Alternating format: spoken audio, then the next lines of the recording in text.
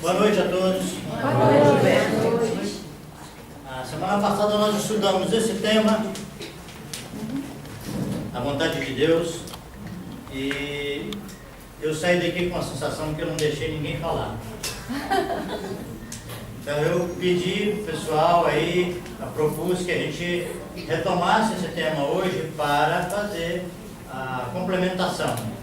Para vocês terem uma ideia, logo depois aqui da nossa reunião, a Madá, a Geórgia e a Juranda fizeram algumas colocações, perguntas e comentários muito interessantes, e eu vi que poderia se encaixar numa discussão, e isso foi também um dos motivos que me levaram a propor para a gente continuar explorando mais o tema. Acho que quase todos estavam aqui, né?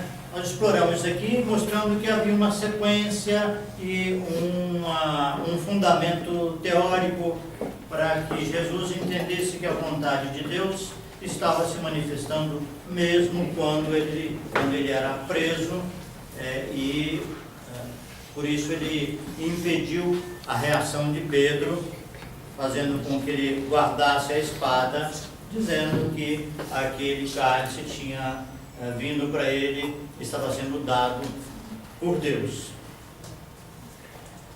Bom, então nós concluímos essa questão da vontade de Deus, mostrando um princípio, né, que aparentemente Deus, pelo nosso entendimento do tema, não pode infringir a lei.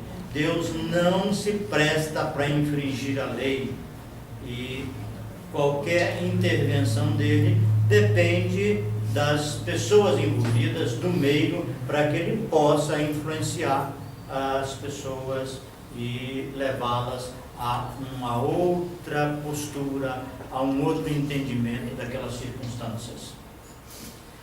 Bom, baseado nisso, nós encerramos então que a vontade de Deus, ela provavelmente acontece em todas as circunstâncias da nossa vida, em todos os momentos, mesmo naqueles que aparentemente estão completamente fora do amor, da bondade e da união entre as pessoas, porque na verdade essa pessoa está lançando mão de um outro princípio da lei, ainda que depois ela tenha que prestar contas e fazer as devidas reparações.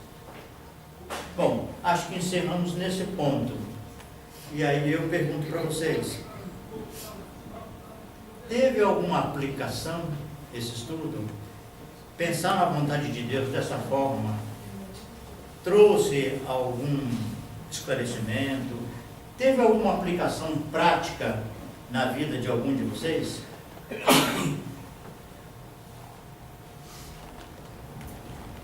Bom, achei que você precisava ter compaixão de mim, né? Porque senão... Sim.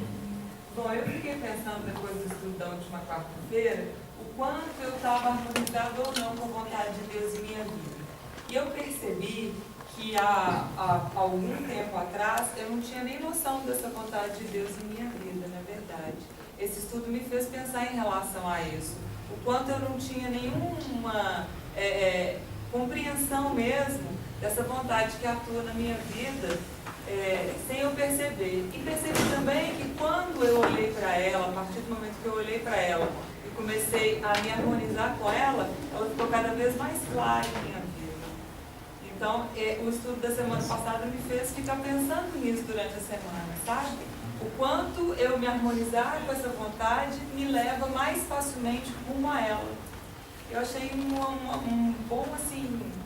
uma boa análise para mim durante a semana, e fez reforçar que eu quero continuar nesse caminho também. Sim. Antes de passar a palavra para o nosso amigo que está do seu lado, eu gostaria de dizer o seguinte, que isso me lembra uma conversa que eu tive uma vez com a minha filha a respeito desse tema, e eu estava assim, brincando e falando sério ao mesmo tempo, que a vontade de Deus é a gente que escolhe qual que é. Se a gente quer dizer que a vontade de Deus é essa, nós vamos estar fazendo o bem ou o mal de acordo com a nossa compreensão e com a nossa intenção, sabe?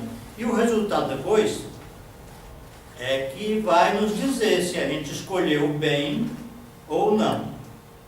Por exemplo, se a gente lembrar da Inquisição, ali as pessoas estavam seguindo a vontade de Deus.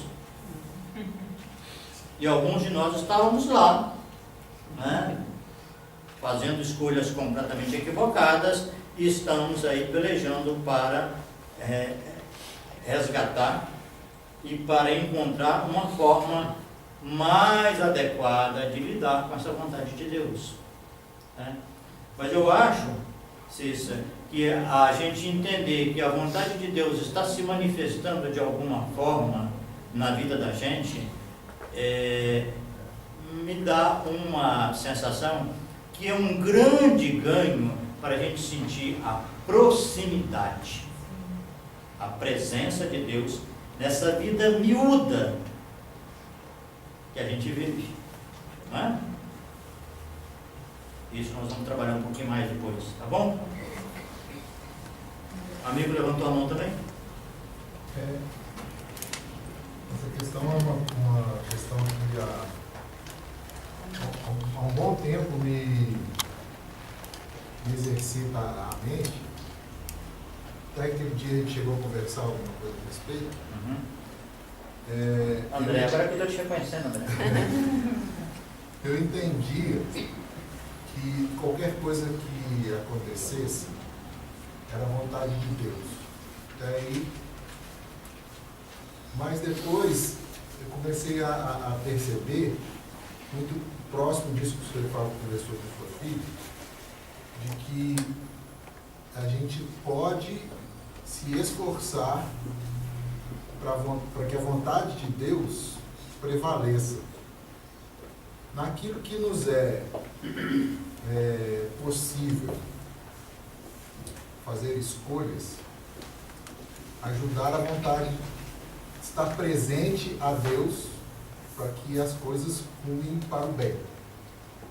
Naquilo que não é possível, cabe muito a resignação, a aceitação e a percepção.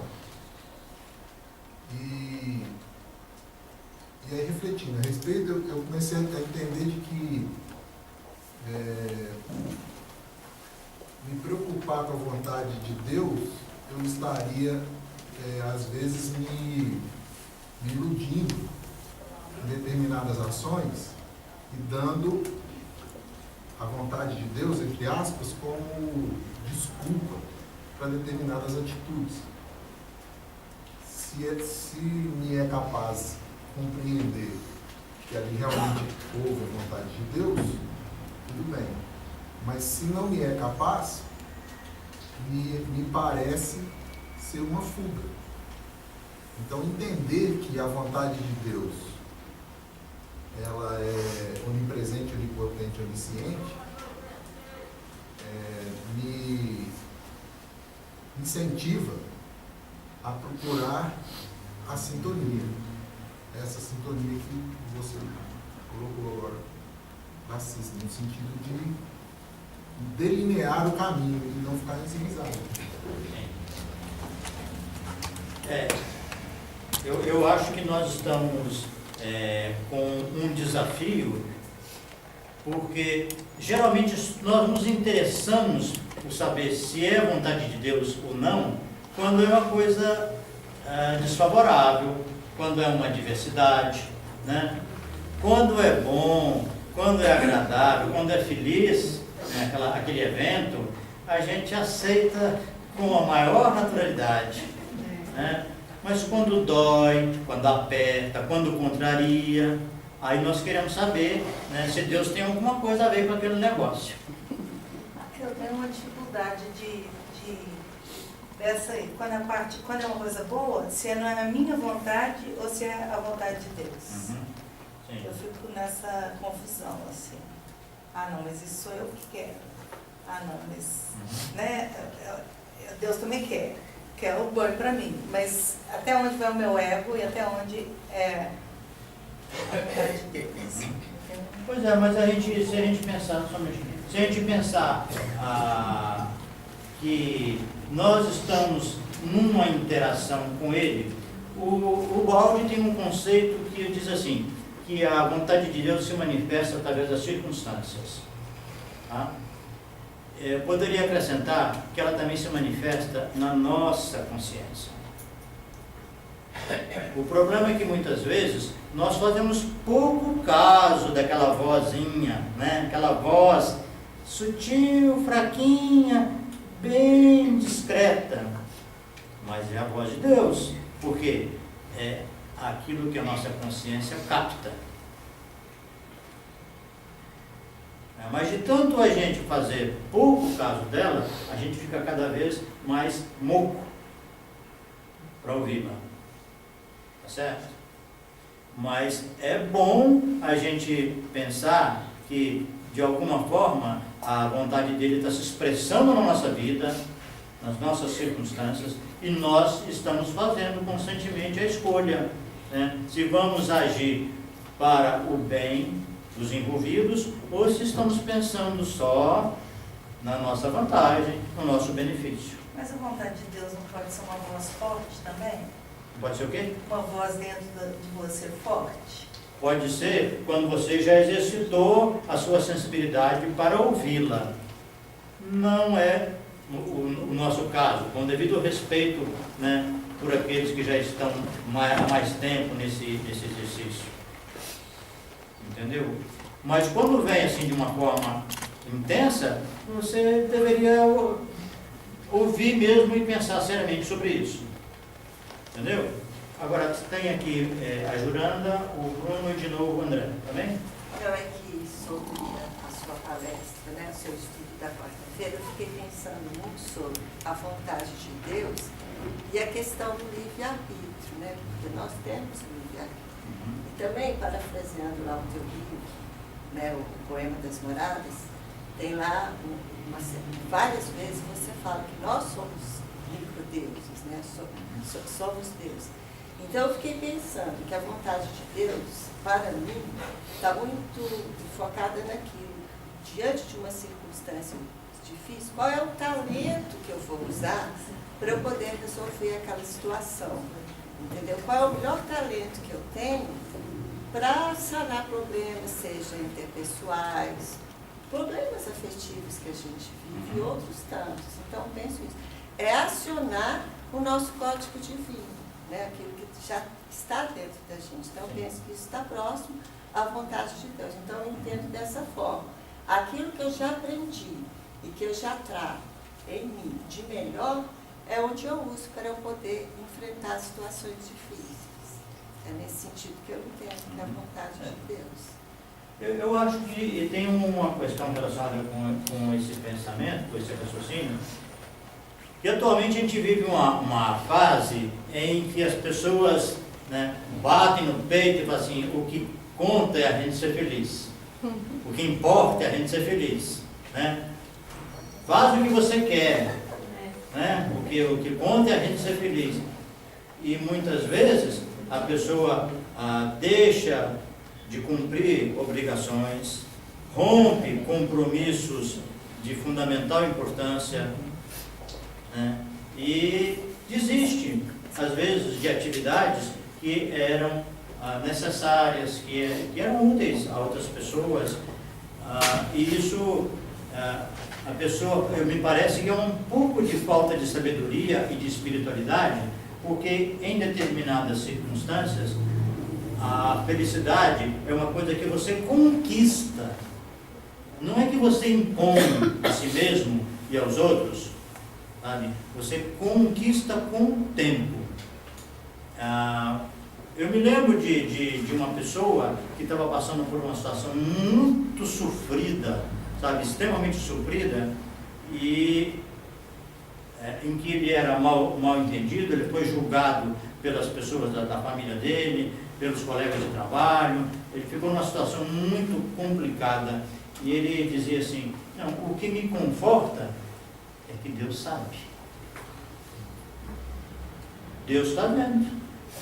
E ele foi atravessando, né, um longo tempo até que, aí sim, ele chegou num estágio semelhante ao que saiu numa coluna no estado de São Paulo, no começo da semana.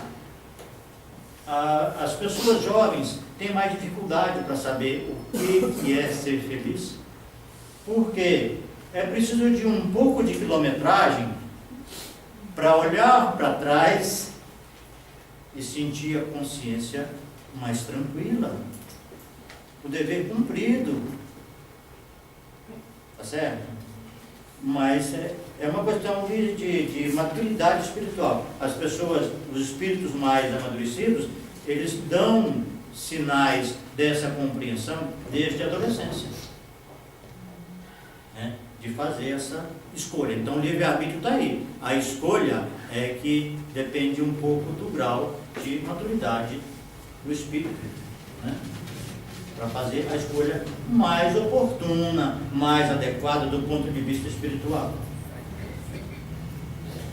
Para mim, assim, de uma forma sintética, a vontade de Deus para mim, eu só posso falar de mim, é que eu evolua espiritualmente, que eu consiga vencer as minhas dificuldades, os meus vícios e aflorar as minhas virtudes.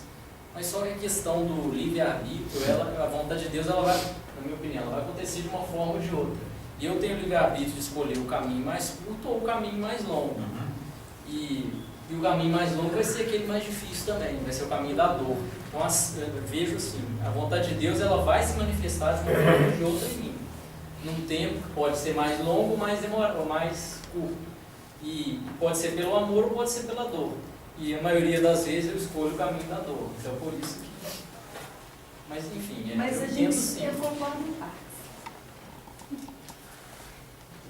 Porque eu acho que muitas vezes, assim, por mais esse negócio do caminho mais curto e mais longo, e que você colocou como se o caminho curto não existisse dor. Existe a dor nele, no entanto, essa dor é aceita. E no longo, talvez a gente não aceite que o sofrimento é chave fundamental para que a gente evolua também. E eu quero fazer uma ponderação também na fala do Bruno, que às vezes a gente escolhe um caminho, mas a gente não sabe que é o caminho errado, como você diz. A gente só vê que é o caminho errado na hora que está lá e está dando tudo errado. Porque na hora que você escolhe, você não quer escolher, eu tenho 2 caminhos, eu vou para aqui, que esse aqui é o errado. Não, você escolhe, e aí quando você está lá, às vezes você está errado, aí que você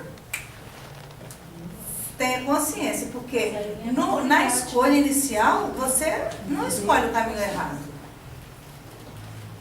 Senão você não vai pelo caminho errado. Você sabe que você vai se dar mal e você vai nele? Eu acho que, assim, saber a gente sabe, só falta ouvir a voz de Deus dentro de nós mesmos. Por isso que a gente às vezes escolhe o caminho errado. Essa ponderação eu acho que Deus fazer dentro de nós mesmos. A voz, ela está lá, sabe? Agora, uma coisa interessante de pensar é o seguinte, que você pode, digamos assim, não só não ouvir, como o seu conhecimento, a sua sabedoria, digamos assim, não valoriza isso, você é ignorante em relação a isso, né? E eu acho que a lei divina, nesse caso, ela é semelhante à lei humana. A sua ignorância da lei não é justificativa. Ninguém é possível alegar que desconhece a lei. Entendeu? Então, o erro, né, nessa concepção de paridade entre pai e filho, é difícil você negar que não teve algum momento, sabe, que você pensou que aquela escolha não era a mais adequada. Entendeu? Em algum momento passou assim, nem que seja um lampejo, e você preferiu não gastar tempo com essas considerações, né? Entendeu? E, de qualquer forma, você vai arcar com as consequências, sejam boas ou não. André? Certa feita, eu fiz essa pergunta muito próxima que a Simone fez com relação à questão da vontade de Deus, né? Identificá-la como preto velho. E ele me disse que a vontade de Deus, muito próximo que o Bruno disse, né? A vontade de Deus, ela vai acontecer de qualquer forma. Nós vamos chegar nessa conclusão também. Mas que se ele pudesse dizer aonde caberia o livre-arbítrio nesse processo, eu diria que eu já comentei isso muito com Cícero, que a gente pode escolher entre a vida carnal, terrena, física e a vida espiritual. Esse é um ponto do livre-arbítrio que redireciona tudo. E observar as coisas não como bom ou ruim, e sim como bem e mal, dentro dessa escolha do material e do espiritual. E que a vontade de Deus vai prevalecer independente da sua escolha. Porém, quando a gente tem a consciência da vida espiritual e da diferença entre bem e bom e mal e ruim, a vontade de Deus fica mais clara dentro desse processo que tanto falou na quarta-feira e como tem várias dessas falas que estão na tela. De que o processo do livre-arbítrio está exatamente em perceber dentro da sua escolha o que é material e o que é espiritual. Foi o conceito que ele deu. Sim. Tudo bem?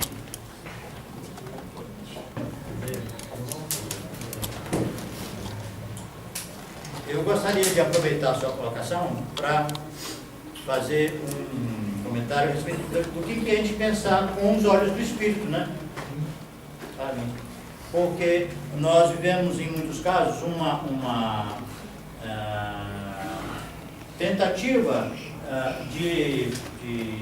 para que nós passemos a raciocinar, a pensar as nossas decisões e as nossas sensações baseado na vida espiritual. Essa eu acho que é um argumento interessante e que ficaria ainda mais se nós pensássemos no que é vida espiritual um pouco mais próximo do Evangelho. Porque o Evangelho, digamos assim, a vida espiritual não é isso que a gente refere muito ao plano espiritual, a esse desencarna, fica lá um tempo, reencarna, sabe? Parece que o enfoque do Cristo é muito mais voltado para a espiritualidade no sentido, digamos, eterno. Entendimento da unidade. O eu, o verdadeiro eu, né? Então, por isso que a gente, assim, será que nós conseguimos pensar um pouco mais dessa forma? Esse Deus vivo, né? Que o Pedro fala para Jesus, né? Para quem vamos nós? Né? Tu és o Filho do Deus vivo. Tu tens as palavras de vida eterna. Então, assim, é uma coisa mais profunda do que esse bate e volta, sabe? Né? Mas já é uma ajuda. Quem já consegue pensar um pouco mais, não só nessa vida terrena aqui, sabe? Mas pensar que essas, pelo menos tem sido um argumento que sensibiliza a gente e serve para muitas pessoas, que aqui as coisas são passageiras e depois é uma vida mais estável, entendeu? Mas eu acho que nós estamos aqui, para pegar um gancho no estudo do Edivan, nós estamos aqui para fazer uma reunião em torno do Evangelho, não é? A introdução do seu estudo hoje era nesse sentido, não era? Conclamando as pessoas para um encontro voltado para o Evangelho. Tá certo? No caso da espiritualidade, então seria, eu entendo assim, que é um estado de espírito, né? Ela é interna, independente de qual dimensão você esteja. Né? Você pode estar aqui no plano físico, mas ela está pertinente ao seu estado Sim. interior, ao seu espírito. Né? Porque você pode estar no plano espiritual, mas está totalmente obnubilado, pensando só ainda na matéria. Exatamente. Você quer dizer, então, que tem pessoas aqui no nosso meio que têm mais lucidez e mais espiritualidade do que aqueles que estão desencarnados. Né? É um estado interior. Isso, é um estado interior. E levando um pouco mais assim, não diria as últimas, mas com tendência às últimas consequências, é a gente entender que eu e o Pai somos um. Né? Por isso que esse estudo à vontade de Deus, então, nós podemos dar uma pausa nessas discussões, por enquanto, para introduzir um outro conceito aqui, né, decorrente disso aqui. Né? Se em verdade vos digo que até que o céu e a terra passem, nem um jota ou um tio jamais passará da lei, sem que tudo seja cumprido, se nós aceitarmos que Deus, que é onipotente, onisciente, que é absoluto, e de alguma forma fez uma criação. Uma criação significa que nós, os filhos e os fenômenos que existem na criação, eles são decorrentes das virtudes que existem em Deus. Quando eu era criança, isso já tem, né, uma boa temporada, a gente costumava brincar assim: será que Deus criou tudo que existe? E ficava aquela discussão, aquela polêmica, né? Hoje, a gente já pode se perguntar assim: Deus criou tudo que poderia existir?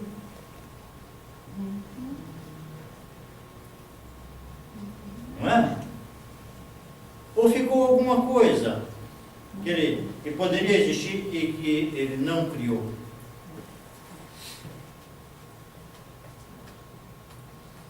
Eu acho que está sempre em constante mudança. O mundo tem constante evolução, está sempre criando e as coisas vão se transformando, eu acho. Nada se perde, nada se cria, tudo se transforma. Mas nada se cria. Pois é. É possível que isso aí já daria um outro pano para manga, sabe? Porque Deus é imutável ou ele se muda? É uma outra questão. Eu vou deixar isso para a gente conversar em outro momento. Porque aqui nesse momento eu gostaria de avançar nessa questão aqui, que quando Deus criou, se Ele criou tudo que é possível existir, eu acredito, eu concordo com essa tese, sabe? Porque se Ele não tivesse criado tudo que era passível de existência, tudo que pudesse existir, Ele criou, porque senão alguém poderia criar depois, e isso geraria um problema grave na criação, né? Então eu costumo raciocinar dessa forma. Eu penso assim: não existe nada que não existe. Tudo existe, de alguma forma, dependendo das circunstâncias, né? A existência virtual das coisas hoje facilita para a gente aceitar essa tese, né? Mas se Deus se dispôs a criar uma lei que servisse de parâmetro e de ordem para todas as criaturas e todos os fenômenos, e ele se enquadrou nessa lei, ele se submeteu a essa lei, nós temos daí condição, a partir dessa reflexão, assumindo, aceitando isso, nós temos condição de extrair daí duas grandes questões, dois grandes, digamos assim, corolários a partir disso.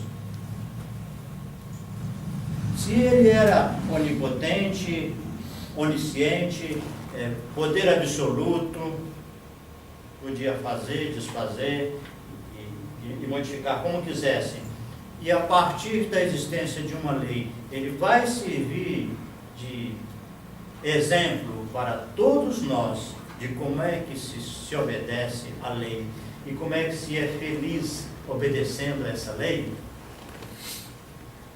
o que ele fez, na verdade? Se é que ele fez isso, que nome nós damos a essa atitude, a esse comportamento?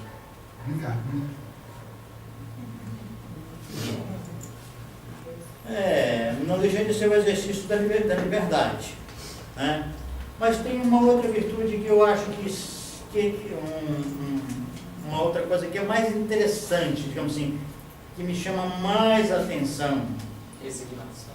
Amor de Deus para nós.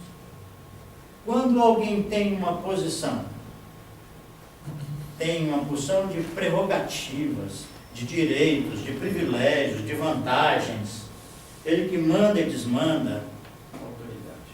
e ele cede esse papel para ficar junto com a sua criação. Humildade. Humildade. Mas o que ele fez? A atitude, antes de caracterizar a humildade, é um gesto que muitas pessoas têm dificuldade para compreender e para aceitar o valor. Alguém pode me ajudar a encontrar essa igualdade também? Mas quando você deixa alguma coisa para você ficar igual, quando você sai de um patamar, Desapego. Desapego. Amor. tá quente, tá quente. Unidade. Entrega. Entrega. Prazer. Foi Desprendimento. Faltando aquela palavrinha, aquela que se encaixa, sabe? Desculpa eu falar uma coisa, mas Francisco de Assis diz que ele desceu, abraçou a pobreza para se igualar. Ele abraçou a pobreza para se igualar. Isso aí foi o que Francisco de Assis fez. Mas quando ele deixou, Ele se desprendeu de tudo, se desprendeu, se desprendeu desapegou, de tudo e fez a entrega. Nós damos um outro nome a isso. libertou.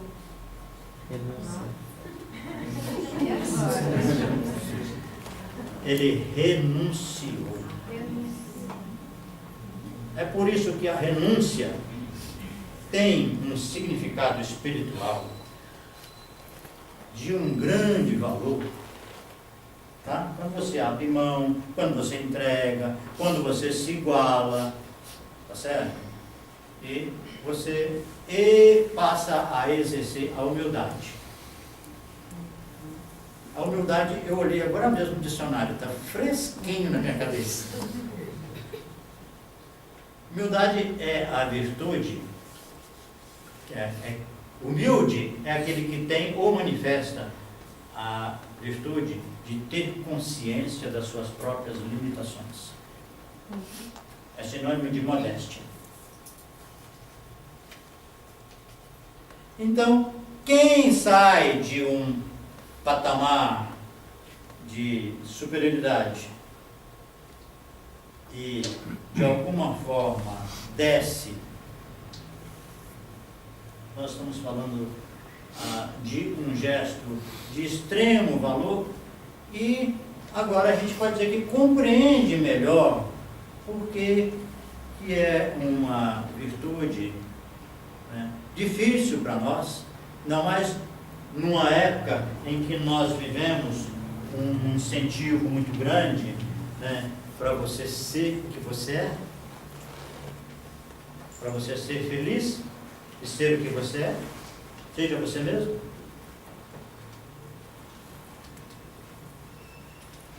Que não é errado, não tem nada de errado nisso. Isso também é válido e é um princípio da lei divina. Nós já conversamos sobre isso, né, quando eu estava lá em Londrina, que nós falamos sobre autoestima. Certo? Durante muito tempo eu tinha uma dificuldade para entender essa tal de humildade, porque eu pensava assim, não pode ser uma mentira. Pode ser falso. Não pode ser falso, porque se for falso, tá perdido, tá podre. Tem que ser uma coisa verdadeira. Tá certo? Com esse estudo, agora eu estou compreendendo que é possível ser verdadeiro ao mesmo tempo em que é um desprendimento, um desapego. E aí nós resgatamos o que é a elevação do ponto de vista espiritual.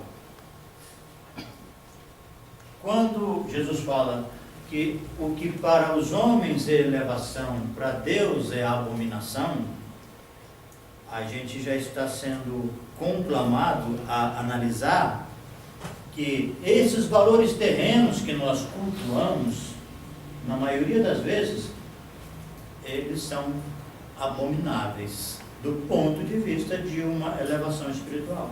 São efêmeros. São efêmeros, não são consistentes, eles se baseiam na aparência, no jogo das instituições, no jogo dos papéis mundanos. Né? Muito bem. Então, se nós sairmos desse jogo, nós vamos abrir mão de certos valores, de certas coisas que as pessoas em geral atribuem grande relevo, grande importância, para pensar de um ângulo espiritual em coisas mais profundas e, se possíveis, eternas. Gilberto, fazendo a reflexão nas suas palavras, pensando que é plenamente possível, é plenamente aplicável esses conceitos na vida. É possível ser grande sem personalismo. É ser grande sem estar, digamos assim, imbuído dessa vaidade. Né? Poucos, mas existem exemplos. Né? Exatamente dentro do que você está falando. É possível, é cabível isso. É possível enquadrar o comportamento, meu comportamento, diante de certas situações e ser grande dentro, ser pequeno, ser humilde dentro de uma grandeza, às vezes de um momento de grandeza. Porque ninguém tem poder é só momento de poder. E é por isso que eu insisti nesse estudo, porque eu tenho visto e ouvido tanta gente falando que Deus está no céu, sabe? E aponta assim, quando você aponta assim, sabe? Eu já acho que Deus está longe, não? Deus está fora daqui, entendeu? E eu acho que Deus nos criou e mantém conosco uma relação, sabe, de paridade.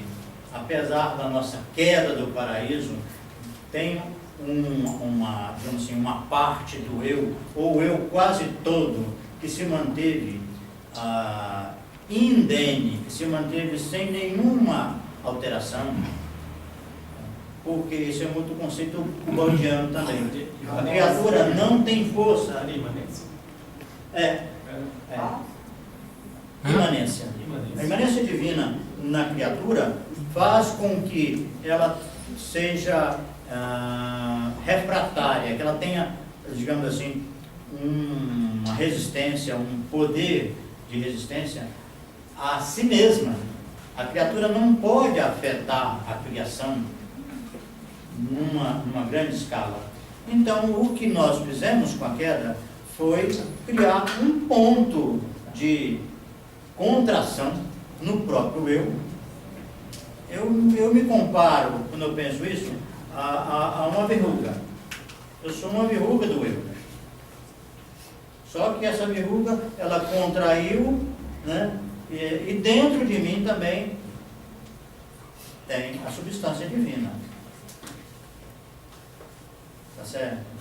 Mas o que interessa, fora essas elucubrações da estrutura do eu, né, eu acho que é resgatar o fato de Deus estar presente conosco,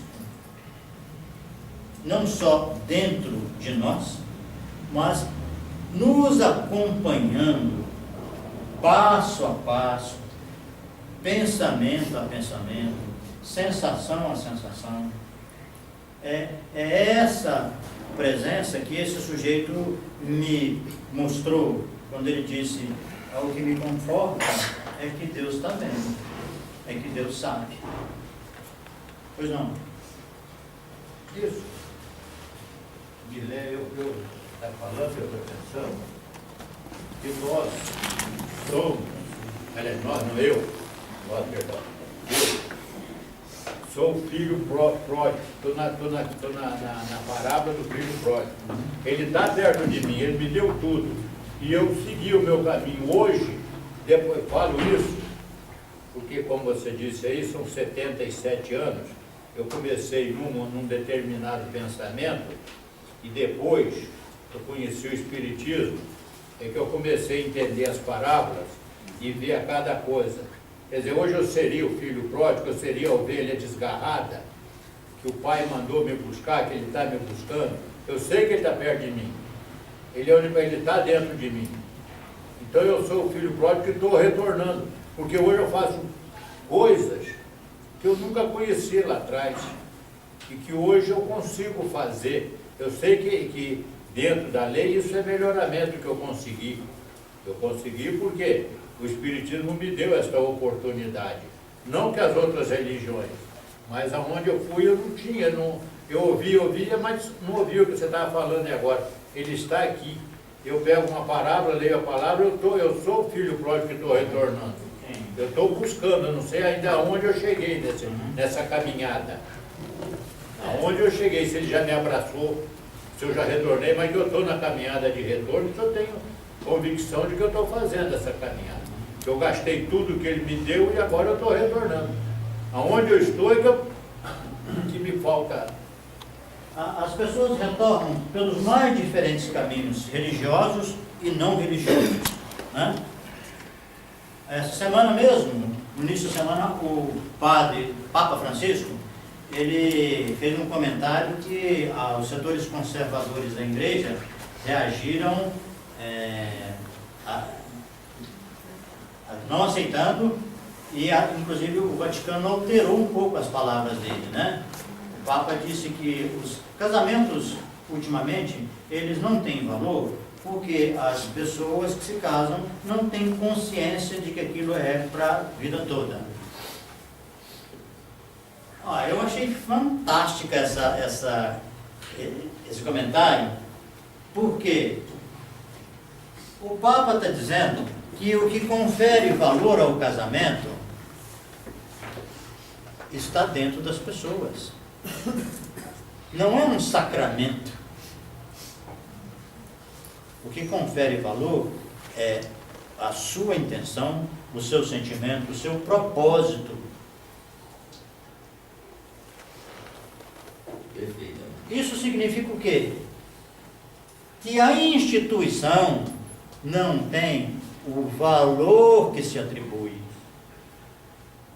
O sacramento não tem essa força, não é ele que santifica, são as pessoas que elas têm dentro de si, que elas levam para o casamento, que santifica o matrimônio. Então é claro que os setores que estão numa escala mais conservadora, eles vão chiar, porque você está tirando o poder do sacramento, o poder da Santa Igreja, entendeu? O poder humano, né, José? Mas o poder é humano, porque está dentro das pessoas, não está na instituição. Entendeu? Então, nós estamos vendo que em todos os lugares, né, despontam as pessoas com mais clareza de que não é uma religião, não é uma instituição, não é uma doutrina. O que nos faz caminhar de retorno ao Pai basicamente, começa pela nossa relação com Ele. É a transformação que cada um tem que fazer. Pela nossa relação com Ele, a nossa sensibilização à orientação dEle, ao que Ele nos inspira, ao que Ele nos sopra. ao que nós temos que consertar os nossos desacertos, né? Porque a lei funciona um tanto assim. Eu cometi um engano. Qual que é a diferença se eu tinha consciência ou se eu não tinha? Se eu tinha consciência, em geral, eu vou me sentir culpado. Então eu tenho que fazer o conserto, e além disso eu tenho que carregar a culpa, porque eu sabia, eu tinha uma noção que aquilo não deveria, não poderia ser feito. Se eu não tinha essa noção, eu tenho que consertar do mesmo jeito. Só que eu vou me sentir muito mais leve, porque eu não sabia. Você pisa numa mina e ela explode. Mas se você estava ali por um motivo qualquer que não fosse um motivo de guerra, de prejudicar os outros, de fazer o mal, né? Você pode se sentir muito mal, mas você não tem o sentimento de culpa, porque a culpa muitas vezes é que vai provocar lesões em nós. Ninguém julga com tanta severidade os erros dos outros como a própria pessoa quando ela está movida pela culpa. Por isso que nós fazemos as deformações em nós mesmos. Então, se nós vamos consertar, e temos que consertar alguma coisa, a lei divina nos dá a oportunidade de fazer isso de uma maneira, assim, vai nos ajudar, se nós aceitarmos a ajuda. Se nós não aceitarmos, a nossa situação vai complicando cada vez mais, até que chega um momento, segundo o que nós aprendemos na literatura espírita, é que os mentores ficam esperando aquela pessoa começar a ter algum vacilo, né? Aquele espírito começar a ter algum vacilo, se convém continuar naquele propósito, se convém continuar naquelas atitudes insanas, né? Que prejudicam os outros. Quando a pessoa começa a fazer alguma reflexão, é momento dos mentores intervirem e facilitar o processo de recomeço. Esse recomeço pode ser sem sofrer em si mesmo o problema. Pode ser consertando. Aquilo que você fez errado, agora você vai fazer bem feito. Acho que eu já comentei com vocês que o Gandhi deu uma lição belíssima na vida dele, não é? Já comentei com vocês? Não. O sujeito procurou o Gandhi, eu acho o Gandhi uma figura muito iluminada, dizendo que tinha matado uma criança só porque ela era de outra religião. Ele estava terrivelmente culpado. E o Gandhi falava para ele assim, é muito fácil de você resolver isso. Adota uma criança de outra religião e a eduque, respeitando a religião dela. Simplérrimo. Não é? Muito sim. Essa é a maneira mais fácil da gente resgatar. É fazer bem feito aquilo que a gente fez mal feito. Se eu tiver um acesso de cólera, pegar essa cadeira e quebrar ela toda na parede, como é que eu vou fazer aqui com o grupo, com as pessoas? Você vai levar na oficina, vai colar, sabe? Eu vou ter que fazer isso. Ou vou ter que trabalhar para comprar uma outra. A primeira oportunidade de resgate é esse. Então, nós vamos saindo de um Deus punitivo, de um Deus poderoso, que está aqui para nos castigar, para um Deus amoroso e uma lei benévola que nos auxilia no sentido de fazer os resgates. Esse tema aqui, que nós trabalhamos aqui na quarta, ele é levado para o sábado pela manhã, às 10 horas, para discutir com os pais. A gente está adaptando essa conversa, adaptando o assunto para trabalhar com os pais na forma como educar os filhos. E agora nós vamos fazer o contrário. Nós vamos pegar um fato lá da reunião e trazer para cá. Uma pessoa nos disse no último sábado que